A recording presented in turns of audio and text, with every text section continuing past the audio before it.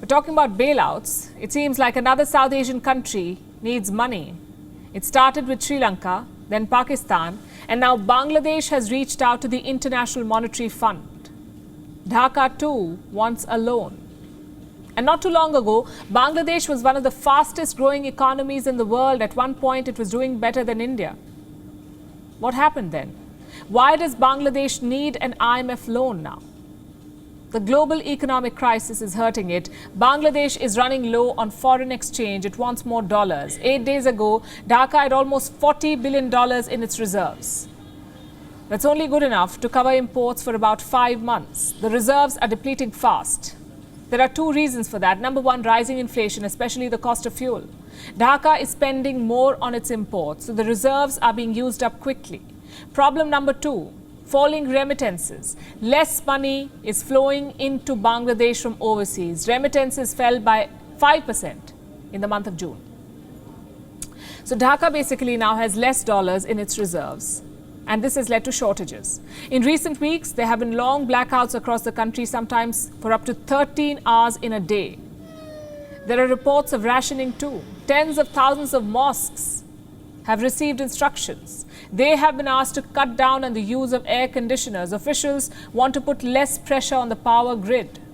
That's because electricity production cannot keep up with the demand. Diesel power plants have been taken off the grid. Some gas-fired plants are also not operating. Why?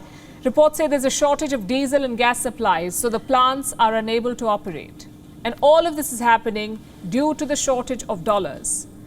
Finance Minister A.H.M. Mustafa Kamal spoke out yesterday, and I have that statement with me. This is what he said. We can't print dollars. We have to earn them. We earn dollars by the hard work of our people who work or do business abroad. They are the driving force of our economy. So Bangladesh has now reached out to the IMF for a loan.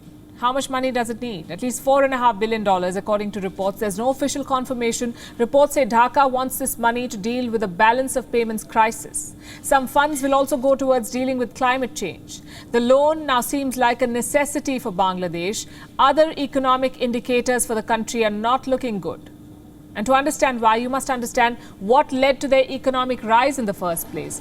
Bangladesh grew on the back of an export boom. The country is known for its garment exports. But in recent months, Bangladesh has been importing more. Imports have jumped by 39%. Exports, on the other hand, grew by just 34%. So there's a gap. Their currency has also depreciated in the last 3 months. The Bangladesh taka has lost 20% of its value against the dollar. Will the situation get worse from here? Dhaka says there's no reason to be alarmed. The finance minister issued another statement today, and this is what he said this time. We're waiting to see their conditions. If the IMF conditions are in favor of the country and compatible with our development policy, we'll go for it, otherwise not. Seeking a loan from the IMF does not mean Bangladesh's economy is in bad shape. So what really is happening in Bangladesh? Is it out of cash? Or does it just need a bridge loan to tide over a temporary crisis? Only the IMF can make that assessment. Their team will travel to Dhaka in September for talks. WION is now available in your country. Download the app now and get all the news on the move.